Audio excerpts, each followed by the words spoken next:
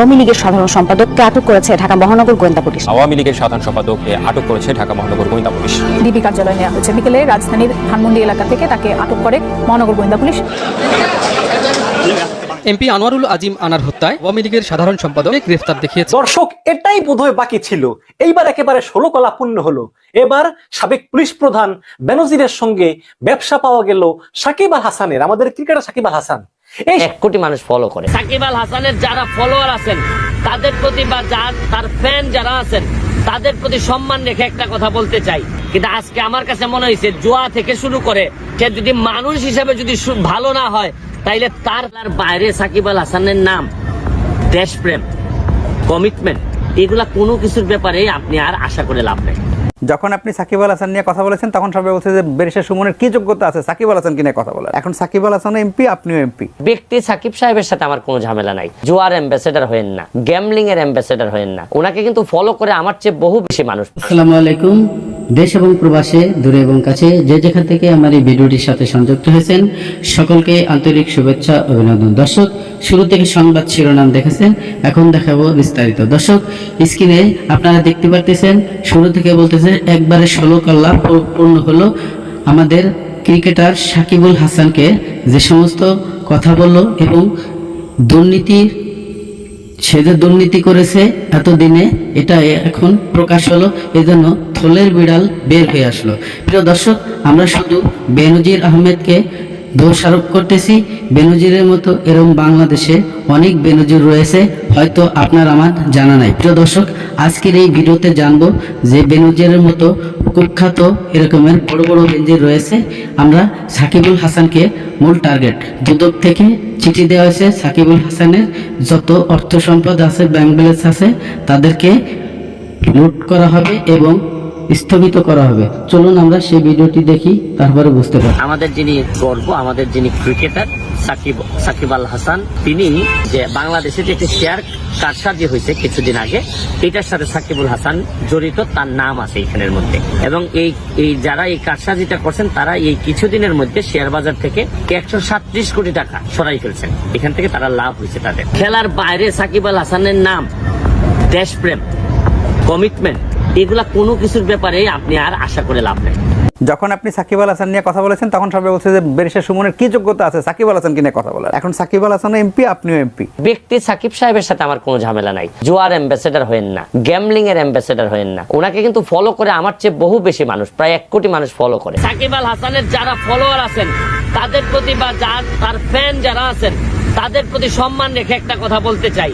কিন্তু আজকে আমার কাছে মনে হয়েছে জুয়া থেকে শুরু করিতেছি মহান আল্লাহর নামে, যিনি পরম করুণাময় এবং অত্যন্ত দয়ালু। বাংলাদেশকে নিয়ে আমরা যারা অনেক আশাবাদী, যারা মনে করি বাংলাদেশ অনেক দূর যাবে, তরুণরা যখন আমরা মনে করি যে এই বাংলাদেশের দায়িত্ব আমরা নিব, তাদের জন্য আজকের দিনটি একটি খুব খারাপ সংবাদ আমাদের জন্য আছে।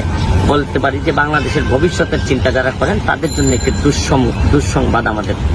আপনারা জেনেছেন যে আমাদের যিনি গর্ব, আমাদের যিনি ক্রিকেটার সাকিব আল হাসান, তিনি, আপনারা জানেন যে কিছুদিন আগে একটা ভিডিও করছিলাম আমি, যে উনি একটা জুয়া কোম্পানির সাথে। প্রিয় দর্শক, এতক্ষণে আপনারা যে ভিডিও ক্লিপটা দেখছেন হয়তোবা আপনাদের ভালো লেগেছে। আর দর্শক, অবশ্যই আপনার মূল্যবান মতামত কমেন্ট বক্সে কমেন্ট করবেন। এখন আপনাদের সাথে যে ভিডিওটি শেয়ার করব খুবই ইম্পর্টেন্ট এবং গুরুত্বপূর্ণ। ভিডিওটির শেষ অংশে এমন কিছু তথ্য থাকতেছে আপনারা জানলে অবাক হয়ে যাবেন। দর্শক, আমি বেশি কথা বাড়াবো না, চলে যাব সেই ভিডিওতে। দর্শক, ব্যারিস্টার সুমন ভাই এবার কিন্তু সাকিবুল হাসানের উপরে খেপে গেল।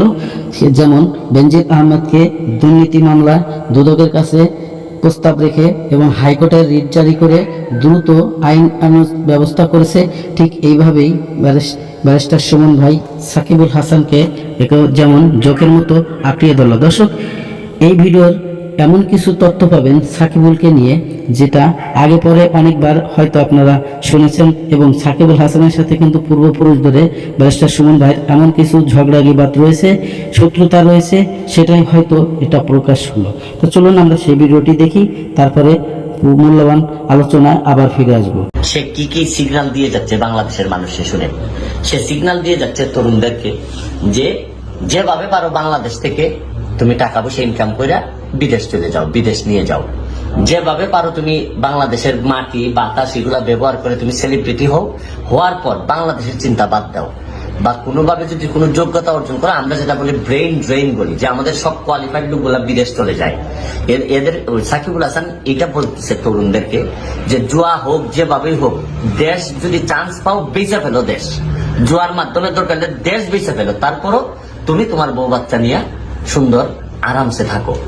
এই যদি হয় আমাদের সেলিব্রিটিদের অবস্থা, তাইলে ওসি মনিরুল তো সম্পদ কামাবেই, তাহলে এই যে আমাদের সালাম মুর্শিদি সাহেব, এরা তো সরকারি জমি বা পরিত্যক্ত জমি, পরিত্যক্ত বাড়ি আত্মসাৎ করার চেষ্টা করবেই। আমার কথা হচ্ছে যে এই ধরনের মানুষ, এই সাকিবুল হাসান একটা মধ্যবিত্ত পরিবার থেকে উঠে আসা একটা মানুষ, তার আমি প্রশংসা করি, তার ক্রিকেটের যে ব্রিলিয়ান্স, এটার প্রশংসা কেউ না যে সে করবে না, কিন্তু তার একটা মানুষ যদি দেশের না হয়, তাহলে শুধু ব্যক্তির চেয়ে দল বড়, দলের চেয়ে দেশ বড়। আল্লাহ কি তার ক্রিকেট জ্ঞান দিছে, কিন্তু বিবেক বলে কি কিছু দেয়নি? শুনেন, শুধু রাজনীতিবিদদের দোষাদোষি করে এই দেশটাকে উদ্ধার করতে পারবেন না। এই ধরনের মানুষগুলা যদি তরুণদের জন্য আইডল না হয়, তরুণদের জন্য মডেল না হয়, তাইলে বাংলাদেশ বাঁচাবে মনে করছেন শুধু রাজনীতিবিদরা? আর এই কয়েকটা মামলার বাদী ব্যারিস্টার সুমন হইলেই কি দেশ বেঁচে যাবে? ব্যারিস্টার সুমনরা হারাই যাবে। আর এই সাকিবুল হাসানরা যদি ঠিক না হয়, সাকিবুল হাসানকে ফলো করে বাংলাদেশের ক্রিকেটাররা, বাংলাদেশের ফুটবলাররা, এরা কি শিখতেছে সাকিবুল হাসানের কাছে? আমার আর তার প্রতি কিছু বক্তব্য দেওয়ার নাই, আমি শুধু মনে মনে ঘৃণা প্রকাশ করতেছি এই ধরনের মানুষের কাছে। এবং আপনারা যারা আছেন, কেউ যদি সাকিবুল হাসানের এলাকার বা কেউ যদি থেকে থাকেন, আমার সাকিবুল হাসানের সাথে যোগাযোগ করার মতো যোগ্যতাও নাই, সে ফোন ধরে কিনা জানি না। আমার ওই 3 লাখ টাকা আমি জমা রাখছি তার জন্য, তার পরিবারের খরচের জন্য। যদি খরচের কারণে তার এত টাকা লাগে, টাকা তো আল্লাহ তারে কম দেয়, অনেক ইনকাম করছে সে, এখন নাকি স্বর্ণের ব্যবসা শুরু করছে, করুক, আমি তার এইসব ব্যাপারে। আমার কথা হচ্ছে যে এত বড় সেলিব্রিটি হয়ে দেশকে, দেশের নাম সব ব্যবহার করে এখন দেশ তারে 12টা বাজাইতে চাও সাকিবুল হাসান, তাহলে দেশটা বাঁচাবে কে? তুমি তো আমেরিকা চলে যাবা, কিন্তু যারা এখানে থাকবে তাদের কি হবে? এটা তোমার বিবেকের কাছে প্রশ্ন রাখলাম। আর কেউ যদি একটু যোগাযোগ করতে পারেন, আমারে বললেন সাকিবুল হাসানের অ্যাকাউন্ট নাম্বারটা যদি দেন, আর উনি যদি রাজি থাকেন। এই ওয়াকিটকে আপনাদের কাছে পাওয়া গেল। ও বাবা, এতে কি পিস্তল আছে? দেখি, সামনে আছে। একসাথে দুজন একসাথে লাগাইলে কাজ হবে। ওরা সাব ইন্সপেক্টর, এই পুলিশের স্টিকার দেখা যাচ্ছে, ডিএমপির স্টিকারও দেখা যাচ্ছে। সাব ইন্সপেক্টর শাকিল, কোথায় পোস্টিং? কই? হ্যাঁ, পোস্টিং কোথায় আপনার? কই পোস্টিং আছে? কোথায় আছেন আপনি? আছেন কোথায়? কোথায় পুলিশ আইডি কোথায়?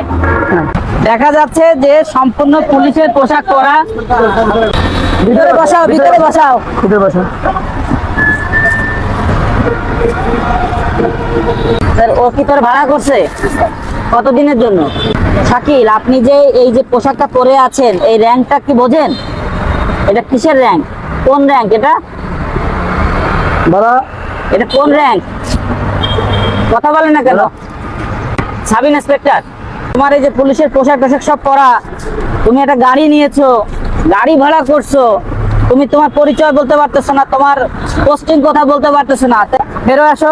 এই হ্যান্ডকাপ কোথায়? একসাথে লাগাও, দুজন একসাথে লাগাইলে কাজ হবে। ওরা লাগাও। লাগাইছো? দেখে তো। এই বাইরে আসো, বাইরে আসো, বাইরে আসো। পুলিশ, এই ওয়াকিটকে আপনাদের কাছে পাওয়া গেল।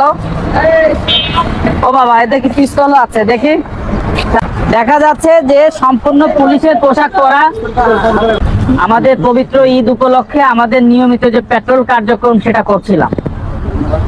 পেট্রোল কার্যক্রমের উপলক্ষে এই যে রোজার মাসে আমাদের বিভিন্ন পয়েন্টে আমাদের চেকপোস্ট চলতেছে। এই চেকপোস্ট কার্যক্রম তদারকির জন্য আমি সার্কেল এডিশনাল এসপি আর আমার ওসি এবং আমার অন্যান্য অফিসাররা আমরা বিভিন্ন পয়েন্টে আসছি।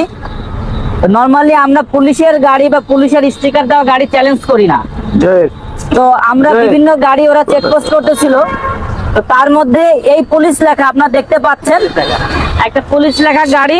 আপনারা যদি একটু সামনেও আসেন, এই দিকে যদি আপনারা আসেন, দর্শক ধৈর্য সহকারে যারা আমার এই ভিডিওর ক্লিপটা দেখেছেন, আর হয়তোবা আপনাদের ভালো লেগেছে, আর যদি ভালো লেগে থাকে অবশ্যই আপনার মূল্যবান মতামত কমেন্ট বক্সে কমেন্ট করে জানাবেন। এবং ভিডিওটি যদি ভালো লাগে, চ্যানেলটিকে যদি সাবস্ক্রাইব করতে মন চায়, অবশ্যই সাবস্ক্রাইব করে রাখবেন পরবর্তী ভিডিও পাওয়ার জন্য। দর্শক, আজকের মতো ভিডিও থেকে বিদায় নেব। সবাই ভালো থাকবেন, সুস্থ থাকবেন। আল্লাহ হাফেজ।